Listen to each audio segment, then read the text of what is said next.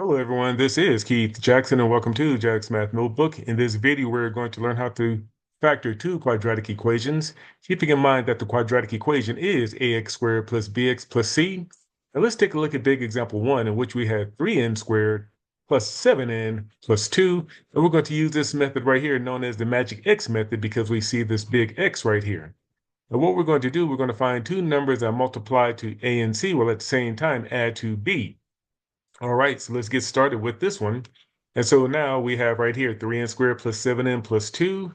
We're going to multiply the 2 times the 3, and that will give us our 6. All right, so that was easy, but we have to figure out the two numbers that will multiply to 6 and at the same time add to 7, which is in the middle, our b term.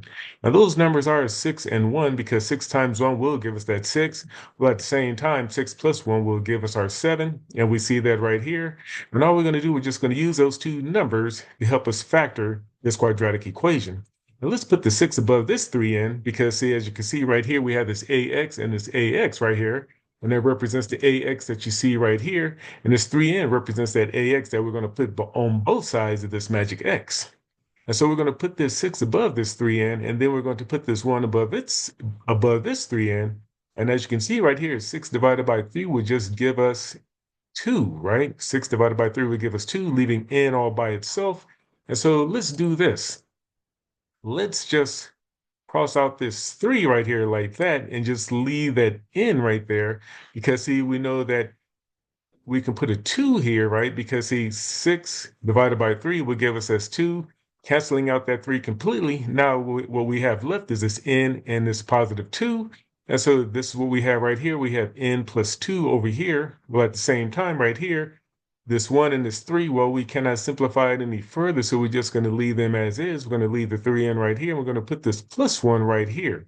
And so now in our factored form, we have 3n plus 1, the quantity of 3n plus 1, times the quantity of n plus 2. This is the factored form of 3n squared plus 7n plus 2, but let's check it using the box method. And we'll put the 3n plus 1 on top and the n plus 2 along the sides. And so let's go ahead and multiply it out, see if it will give us back to our original form. All right, so we have n times 3n, which will give us 3n squared, and there's 3n squared right there. N times 1 will give us our 1n, right? And so we're finished with the top row. Let's go to the second row, in which we have 3 times, or I should say 2 times 3n, which will give us 6n, and 2 times 1, which will give us 2. We can see that a 1n plus a 6n will give us our 7n, and there it is. And of course, there's our 2, and our 2 is right here, so it works. And so this is the factored form of 3n squared plus 7n plus 2, and it is in the form of the quantity of 3n plus 1 times the quantity of n plus 2.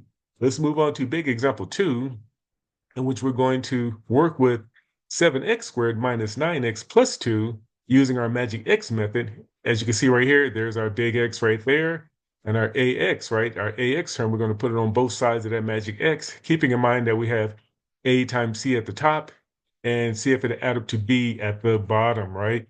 And so in this case, we're going to have to multiply 2 times 7, which will give us our 14. And then the question is, well, what two numbers multiply to a positive 14 while at the same time giving us a negative 9? And those two numbers are a negative 7 and a negative 2, because a negative 7 times a negative 2 will give us a positive 14 that you see right here.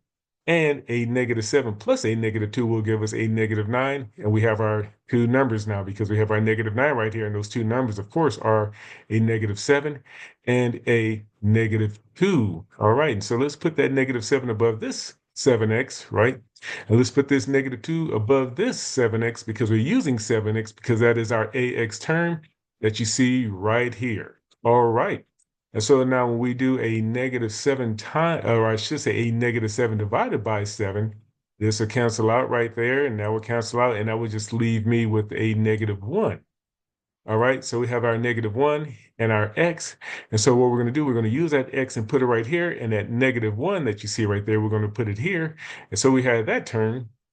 All right, now right here, this cannot be simplified any further, so we're just going to use our 7x and our negative 2, and we're going to put it right over here, just like you see it. And so in factored form, all right, we have the quantity of 7x minus 2 times the quantity of x minus 1. And let's see if this is actually correct by checking it using the box method. And let's put our 7x minus 2 on the top and put our x minus 1 along the side. And as you can see right here, x times 7x will give us 7x squared, and x times a negative 2 will give us a negative 2x. And when we go to the second row, we have a negative 1 times a 7x, and that would give us a negative 7x, and a negative 1 times a negative 2 will give us a positive 2. And as you can see, we have our 7x squared term right here. As you see it right there, there's our 7x squared. And we know that a negative 7x plus a negative 2x will give us our negative 9x. And then we have our 2, and we just plug it right there. And so this is the factored form of 7x squared minus 9x plus 2.